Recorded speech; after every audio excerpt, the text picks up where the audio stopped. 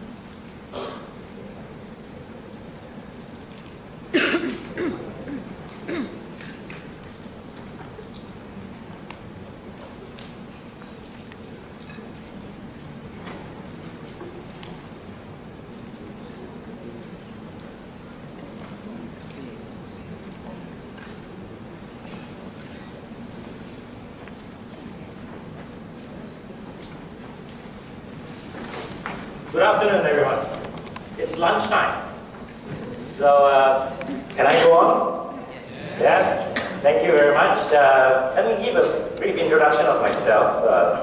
My name is Henry Chew, and SK, my good friend SK, called me and asked me to share with a group of project managers. I said, I know nothing about project management. And he told me to share with you experiences, how I stepped out of my comfort zone from being a hotelier for 20 over years into writing a book, which I actually have no clue of what to do in the first place. And so here I am. But let me just give you a quick introduction. Oh yes, I put there I'm human. And the reason why I put there I'm human is because sometimes we forget. We forget that we are all humans. Don't you think so? We live as if we are not going to die. Yeah, don't you think so? I also want to make sure that before I know what's my professional capacity, I want to also tell myself and remind myself, I'm also a father, I'm a son, I'm a husband, before I am a CEO of a company, author of hotel tales. Right? Because that is important. Now, my session is going to be very light. Alright? I know you guys are very serious staff. I don't even hear one single handphone ringing during the 2 sessions that have just passed. You know the sessions that I'm so used to? There'll be tring tring here, tring tring there, tring there. And you guys are just so disciplined. I don't know how I'm going to cope with you, but let's see. Okay? Let's just see. Now, I'm 48 years old and very proud. I worked with Marriott for a long time in China, in Burma, in Bali, Hong Kong, you name it. You know, when you're working with international companies, they transfer you all over the place. Yeah, only when you're getting used to the kind of environment, they'll move you to a new place, right? So, talking about comfort zone, SK told me, yeah, you move to so many different cultures and all. You must be facing a lot of difficulties adjusting to the comfort zone. And I told him, not only that, do you know that in the hotel industry, we are always out of our comfort zone. We are very used to environments like that. Yeah, chandeliers, carpet, people serving you left, right. Yeah, just snap your finger, things gets done. We are so used to that because it's all service orientated. All service orientated. Huh? But you know, in the hotel, in fact, we are constantly being challenged to step out of our comfort zone. Now, why do I say this?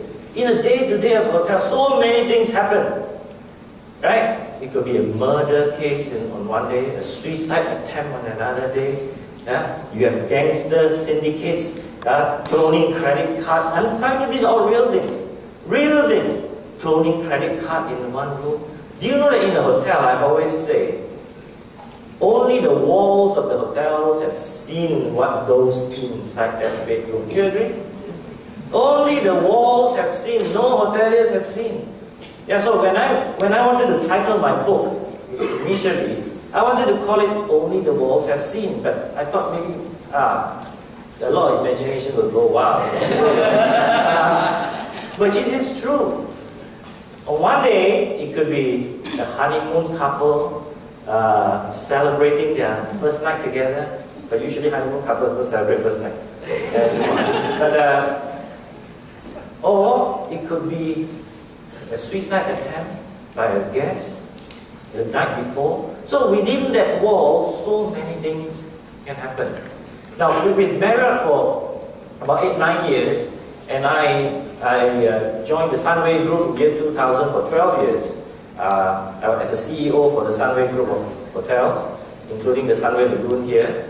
And 2 years ago, I set up my own company called Hotel Integrations, and this company, we help hotel owners develop hotel, right from ground zero, right from the feasibility study stage to the technical advice stage to the hotel management stage.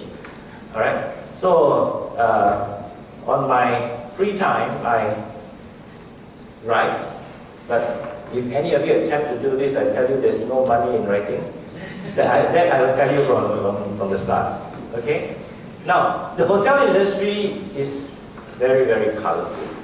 Yeah, very, very colorful. We meet all kinds of people from all walks of life. Yeah, the hotel may seem to be a very comfortable place to be, but it is behind the scenes that a lot of things get done. So when we talk about comfort zone, are hoteliers really in the comfort zone? We tend to dress nicely, we tend to eat in all the restaurants, we live comfortably, but we are always challenged. And many of these stories that I told you can be found in Hotel Tales, which is sold outside. This is not a commercial break, but I'm just also trying to promote my book a little bit. Now, how do you know? How do you know if you are in a comfort zone? Yeah. Now, this is why I tell my fellow hotel colleagues. Two tests only. First, you check your heartbeat. Put your hand here and check your heartbeat to see if it goes faster than usual. If it's faster than usual, chances are you are not in your comfort zone. Secondly, you check whether you've got shortness of breath. You find it a bit difficult to breathe, then it is not in your comfort zone. Now, do we experience things like that? We do, we certainly do. If you open the bedroom door and you see a body on the floor, do you think your heart beats normally? No, your heart will not beat normally, I tell you, my friends. Right? So what do? What do I tell them to do? It's very simple. Give yourself 1 minute. In 1 minute, if your breathing does not come back normally, your heart does not stop pounding, you better get out, because you are not fit to handle that situation. Naturally, your heart will beat faster and you will have shortness of breath. But in 1 minute, if that does not stop, get out and get somebody else to handle it. Don't be a hero. Don't be a hero. No need to be a hero. When we see a body on the floor in a hotel room, first thing you want to test is, alive. Sudah mati. That's the first question that comes in our mind. If Mati, we got time to arrange what to do. Worst is if the fellow still breathing, That is the most difficult situation to handle. Because you got to see, hey, what should we do now? Should we call the ambulance now? Do we have an in-house doctor? Do we get security? But as hoteliers, we are quite used to handling situations as such. Now, you will know whether or not you are in your comfort zone if you have your personal core values, right? If your core value is to say, be honest. I want to be an honest person, right? And if somebody is challenging you to do some not very honest things, you will see whether your heart beats or not. If your heart beats faster than usual, shortness of breath, these two tests, then chances are you are not in your comfort zone. Now, I want to share my personal core values that I hold on very, very, very tight in my personal life and also in my professional life. And I've been holding on to this for a very long, long time, and I just want to share with you. And it is, the abbreviation is not SIP, like what Mr. Tipu said. It's higher, H-I-R-E. And I hold on to these 4 letters because H stands for honesty. I think in life is no meaning. There will be no meaning in life if we cannot be honest to others and also to yourself. If you are not honest to others, you are probably not honest to yourself. Integrity, how important that word is. Who wants to guess what is R? It's S, not R. R is R is, what do you think? Responsibility. They are not wrong. Whatever you're saying is correct. But me, R is respect. Yeah? I want to respect people. It's easy to respect our superiors. Very, very easy because you are looking at a paycheck end of the month. Very difficult to respect your subordinates. Yeah, it's very, very difficult for people to do that. Now, just this morning I was just reading something which I want to share with you. A quote by this German guy whom I do not know, called Johann Wolfgang. He said, you can easily judge the character of a man by how he treats those who can do nothing for him. True? If somebody cannot do anything for you, how do you treat them? And that's the character of that person. Now, so R, respect, is very important. Now, E, if you can get this right, I'll give you this book. Okay? E. Empathy. No, right, but whatever it is, whatever you are saying is correct. But in my higher, E means excellent. No, I'm not so excellent. E means earned trust. Oh.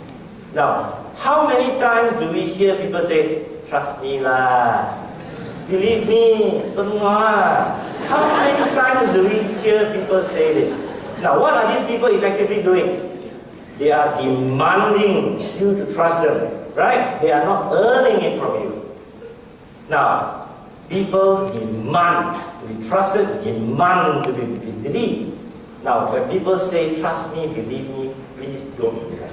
Because I'm not a psychologist, but I was told people who usually ask for all these things is because they know they cannot be trusted. So they have to demand that, trust me, believe me. Yeah? So as far as I'm concerned, trust must be earned. You want people to say, I trust you. Right? You do not want people to say, trust me. Do not do that. So please don't use those words, okay? Believe me, trust me, believe you me, you know? You want to sound more English, believe you me, trust you me, no. Now, when there's higher, I have a second word. I have a second word in my own core values. When there's higher, there's always fire. Now, in our lives, aren't we all under fire every day? If not by our boss, it's by our kids. It's not by our kids, by our wife. It's not by our wife, our father-in-law, our mother-in-law. Even in business world, we are under fire by who? Our competitors. Correct? So, being fired is a very, very normal thing. So if you get firing every day in your life, tell yourself you are human, like me, human. Okay? This is normal to be fired. Now what do? What do I do when I sense that I've been fired? The first thing I'll do is I will fight. I will fight. When somebody fires you, when your competitor fires you, you fight. You don't stand and get fired. Okay? Now, but when you fight, smart lah.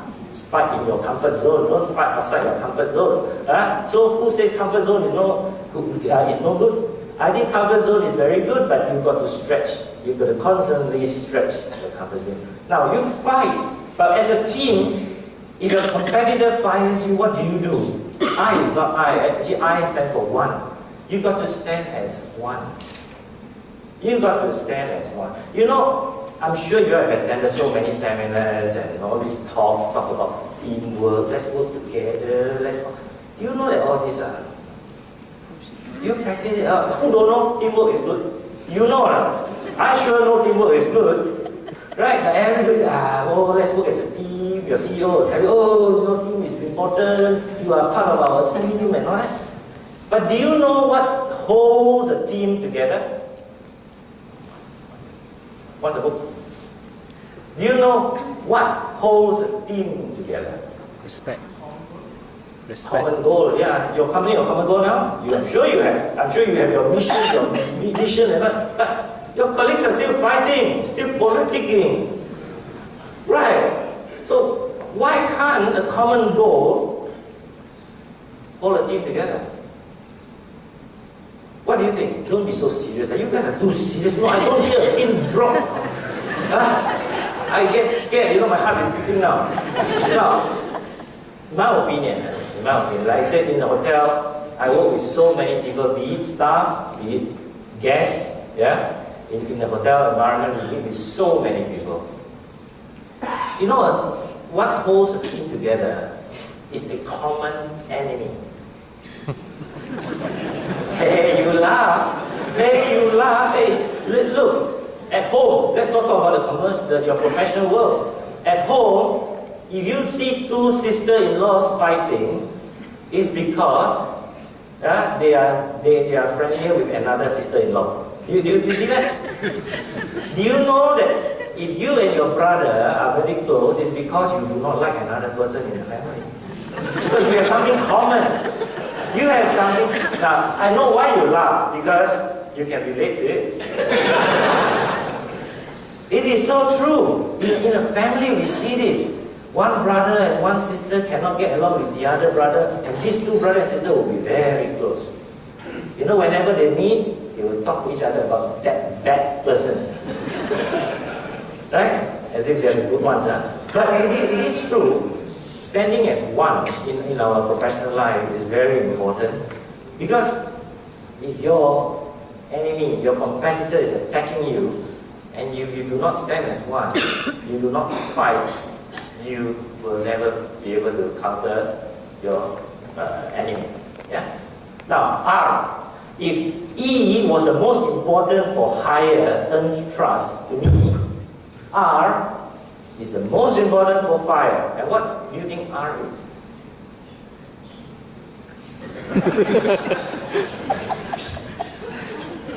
R, in my opinion, again, is re-examine yourself. Why you are under fire? Too often when we are under fire, we only blame. Sometimes we are under fire because it's our own mistake. If you do not take care of your customers, your competitor fires you by taking your customer away, you got to re-examine yourself. Okay? You got to look at yourself in the mirror, and if you can say, I deserve to be fired, then I think you are a very big person. You are a very big person, right? Because you are admitting This is a self-admitting that yes, you deserve to be fired. Now, so that's so re-examine is very important. And finally, the E, when you are under fire, always remember to have energy. Jangan lembek. You know, a lot of people when they're under fire, they're lembek, no mood to come to work, their face sulking and all that. In fact, when you're under fire, you should have a lot more energy. You should have a lot more energy, but don't forget, positive energy. Again, in talking about comfort zone, yeah, you want to push yourself, you want to stretch yourself out of the comfort zone. Being in your comfort zone is nothing wrong, nothing bad. Don't let anybody tell you that in your comfort zone means you're not working hard enough. It is not, but you should stretch your comfort zone to see if you have more potential than what you are currently doing. Okay? And if you, in your competitive set, for instance, your competition and if you are not number one, you are probably still not stretching yourself enough. Okay? Because number one is very, very important. If you have reached number one and people say you are still in your comfort zone, then I personally have nothing much to say, because if you are already number one in whatever you do, right? So that is, you have already reached the pinnacle. Now, I love this number. Number one. I love this number. And this is why I do not understand. I still fail to understand to this day. All those polo shirts, you know, all those polo with a big horse at the stripe line, you know, they always promote number 2, number 3. You never see a number 1. I was looking for a number 1 in this shirt.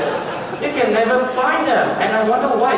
I'm sure some of you have these shirts. You know those big polo, the oversized polo things. It's always number 2, number 3, and not number 1. Because number 1 is maybe it's too easy. You know, it's too simple.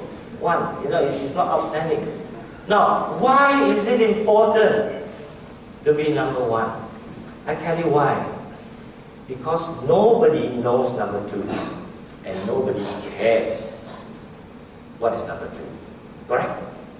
Yeah, I'll give you an example. Can you tell me who is the first president of the United States? Who? George Washington. George Washington. Somebody said that. Bless your soul. George Washington is the first president of the United States. Who is the second president of the United States?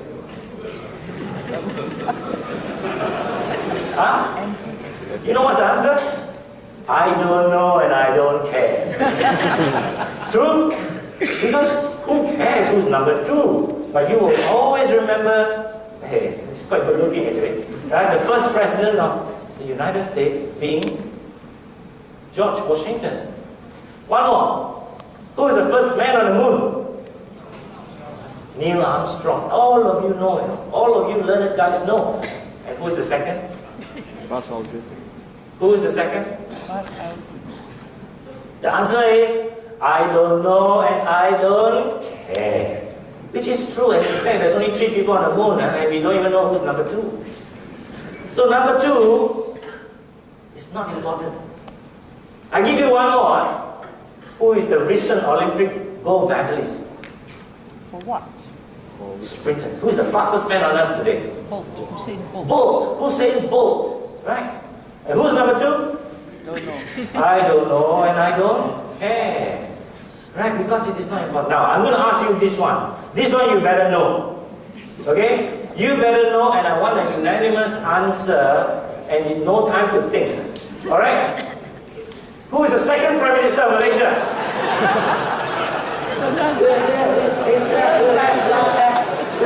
That's all I hear. See, after a long time only, of course it's our beloved, somebody's father here, no? It's our beloved, Raza. Okay? You see, this one I never say, I don't know, I don't care. Okay, so don't worry. It's recorded. This one I know and I care. Okay, so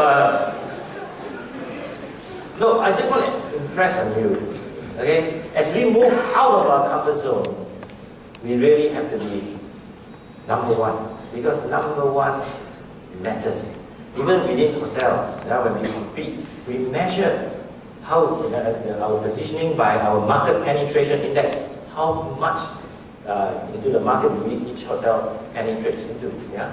So I want to talk to you a little bit about service excellence. Service is a perception. Hotels, we always talk about service. But service is only a perception. Now, what is good service to you may be different from you. We have seen different types of guests. Some very easy guests, you just smile at them, they say, very good service, very good service. This hotel, very good service. All you do is you just smile. While other guests, you can go all out to help them, to assist them, to please them, and it is still not good enough. True? Now, but this is the reality. The reality, service is all about perception. Okay? Now, in many five-star hotels, at the back of the front office, there's usually a door to the office, to their own office, right? Behind the desk of reception. What we usually do is to put a poster or a note, right? To remind the staff that as you enter this door, going onto the reception desk, you are actually entering a stage. You are acting. Because you should not be yourself. You should be acting. Because what the customer wants is to experience good service. That means you get smiling like that. And yet, we cannot put smile in the job description. Alright? We cannot do that. So, service is like that. If you call me, which I often do, as a hotelier, a lot of people call me, can you book me a room? Hey, can you give me an upgrade? Hey, can you book me this? Can you book me that? And when they call me, it's usually when the hotel is fully booked, when there's no room.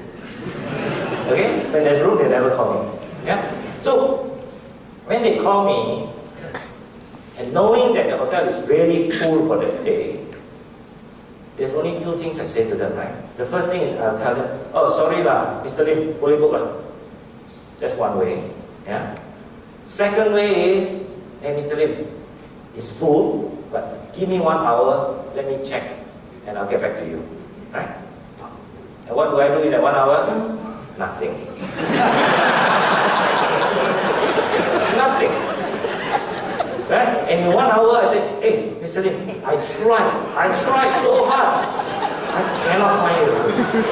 Now, you talk about perception, you're actually doing the same thing. You know there's no way you can squeeze one room for this guest. But if you are the guest, which do you prefer to hear? The first or the second? The second, obviously. Every one of us wants to hear nice things, to say, okay, at least you tried, fine, at least you've tried. But this is real. So next time when you call me, I tell you, let me check. Okay? For you, I will definitely check.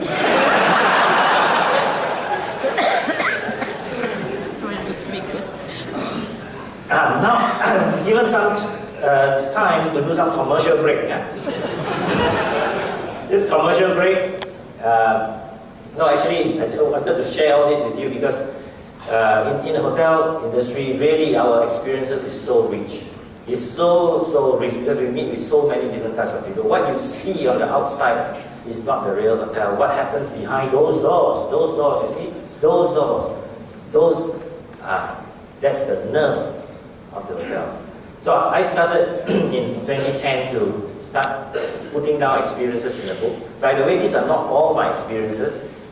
When I first started, I wanted to write my experiences, but I figured out if I were to do my own experiences, I can only possibly do one book, because how much experience can one person possibly have? Let's not cheat ourselves. Right? I cannot have that many experiences. So what I did was I opened this as a platform for fellow hoteliers, for all my hotel colleagues who have stories to tell, short stories to tell, and I will put them in a book. Yeah? And book one I was pleasantly surprised that it was selling so well. In fact, it is about 9,000 copies now that is sold. And I won first prize in the Popular Star Awards last year as the bestseller book. Yeah, because apparently in Malaysia, if your books can sell 200 books, it's very good. I don't know why, but this is what the book people tell me now. You can sell 200 books. Very good. So we sold about 9,000, and of course I also have the downloads. Downloads. So that made me want to do my second book, which is already launched. It's called More Hotel Tales. Yeah? And my third book, I'm starting in January. Can you guess what it's called? Or what's going to be called? Yeah, something like that. It's called Even More Hotel Tales. But I haven't figured out what to call my fourth book now. That maybe I will need some help from you guys, okay? But Even More Hotel Tales is in the making. Yeah? So More Hotel Tales was just launched about 2 months ago during the Book Fest in KLCC as well. Yeah? And because of the, the demand, in fact, a lot of hotel school students in Mara and all they've asked me to translate this into other languages, which I've done. So I have a Malay version, a Bahasa Malaysia version on Hotel Tales. It's called Dengan Penggembaraan Hebat dan Cerita-cerita yang Mengejutkan. Okay?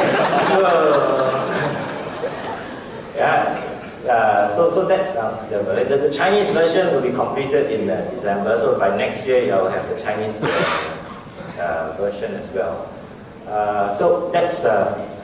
I did not bring many books today because this is not supposed to be a sales conference. But I brought a couple of books which you can actually get it outside. So it's just very limited. I just want to bring in some snippets to show you a little bit the insights of the book. But more importantly is to share with you the experiences that hoteliers face that you probably will not experience. Now this is one of the cartoon clips from the book. Now, there's this Russian guest staying in Bangkok Laut, Bangkok Laut, beautiful 5-star resort. He asked for a goat, and the hotelier thought that he wanted mutton, he wanted lamb, he wanted for his dinner. He said, no, I want a live goat. Why do you want a live goat in the middle of a 5-star resort? Right? Actually, he wanted to slaughter the goat for sacrifice. For what? For his belief. Yeah? He wanted to do a sacrificial ceremony in his room. So funny things like that, But these are all real stories, by the way, all real stories. Okay? So it's not made up. You want to know more? I can show you more examples. This one is, this was a Japanese man that went a bit berserk. I think he had some mental problem. He was big, he was hard to control. He was all over the place, he was tearing the room apart, you got people coming to pin down. So you think what? Hotelier wear suit and dress nicely, you got to do things like that, no? Got to fight sumo wrestlers also, that package in there is a dead body. Yeah, you discover somebody dead, right? How do you transport them now? And if so, it's really, really big. Yeah. This one is very funny. This is a girl from China who, after drinking, was really in a world of her own. She wanted to ease herself in the middle of everywhere. The hotel staff caught hold of her, bring her to a more decent place. Things like that. Yeah? And this is Apek. This title was called Assumption. The hotel in Macau. This happened in a hotel in Macau. Was preparing the arrival of a very, very wealthy man, not knowing that he came in slippers and a pagoda t-shirt. Again, usually the rich, very, very rich people, they are very humble. Yeah, they are not like what we imagine them to be. I have a friend who is working at, who is the manager of Cartier, the boutique Cartier, and he tells me one thing: those people who really come and buy. They bring their own Tesco plastic bags. Because when they walk out with their Tesco plastic bags. And those people who buy that one small thing want a big plastic bag, bigger than their head. This is true. you know, those wealthy, those people who really spend, they are all usually very low profile. That's my first phone ringing. Good. I know I'm in a normal place. Now, this story is in Hotel Tales too. It's more Hotel Tales. You'll notice the difference in the graphics because I used different cartoonists for my first and the second book. This particular company wanted to do an event in the ballroom and brought a horse into the ballroom as such, and putting the CEO on the horse, coming in as a white knight, and promises the horse trainer is there, the horse will be well behaved, the horse know where to Tenjing and Perak, all that kind of promises. But of course, the horse went berserk. The horse went. That's one story. This one you have to read this. This is one of the guest service officers when you escort a group of 7 sheikhs from Arab. They travel more than 10 hours in their robe on a hot summer's day in Malaysia, coming in there, going into the same lift as this poor girl, right? You can see she was suffocating because their smell was actually quite different. Because the perfume they used was actually quite different. I will not tell you more, this one you got to read it. And in hotel, this is very common. We call them the night angels. You know what the night angel? You see, only the ladies not know what it's like. The men don't know. Don't pretend. Don't pretend. We have seen so many night angels, and there are some very, very bad experiences. They intoxicate the guests. So yeah, there are different ways of handling night angels. Because as a hotelier, we cannot possibly judge you, right? Hey, you look like night angel, so you must be a night angel. We can't do that. We cannot do that. At the end of the day, it is the guest, our hotel guest's guest, right? So we cannot prejudge if a lady is a night angel. Okay, so handling of night angels. And of course, we have stories where people are absolutely not shy. They would very happily show off their assets. So all these are in the 2 books that I brought. And yes, these books are also available in MPH, Popular, Times, Kinokuniya, Borders. They are available all that. And they are available at $29.90. Alright? But for today, now this is the promotional part. Please stay on my room. For today, not 29, not 28, not even 25, not even 20. I'm going to give it to you at 20 ringgit. Okay? And I said I have limited copies out there. But even better than 20 ringgit, I'm going to give you a 30 ringgit voucher. So you give me 20, I give you 30, That's why I cannot make money on. Now, I've got a voucher that I'm happy to give away if you are buying the book today. And this voucher is a 30 ringgit F&B voucher in Empire Subang. It's just hotel across the road. So so what else have I got? Oh, that's it. How are we for time? We have a timekeeper, right? We're okay, right? Now, any questions that you might want to ask? Or treat?